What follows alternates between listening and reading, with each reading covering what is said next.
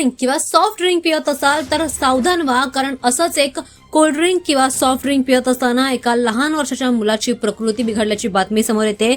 आता उन्हाळा सुरू झाला आणि उन्हाळ्यामध्ये बरेच जण कोल्ड ड्रिंक पियत असतात, कुठेतरी घशाला ओलावा म्हणून या कोल्ड ड्रिंकचा सॉफ्ट ड्रिंकचा जास्त वापर केला जातो, हे जास्त पिलं जातं।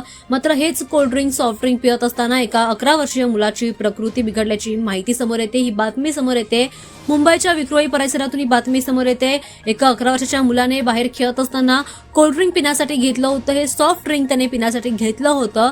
मात्र त्याच दरम्यान पिल्यानंतर त्याला त्रास होऊ लागला, त्याची प्रकृती बिघडली। त्यानंतर त्याच्या पालकांनी लगेचच जाऊन दुकानामध्ये विचारणा केली, तर त्यावेळेला त्यामध्ये त्यांनी चेक केल्यानंतर तपासणी केल्यानंतर त्यामध्ये कचरा आढळून आला। या कोल्ड ड्रिंकमध्ये कचरा आढळून आल्यानंतर पालकांनी त्या दुकानदारावर संताप व्यक्त केला। पोलिसांकडे याची पूर्णपणे तपासणी करायला त्यांनी सांगितलं, त्यांनी तक्रार दाखल केली। त्यानंतर पोलिसांनी लगेचच घटनास्थळी दाखल होत दुकानाच्या मालकासोबत चौकशी करायला सुरुवात केली आहे। संबंधित विभागाने तपास देखील सुरू केलाय।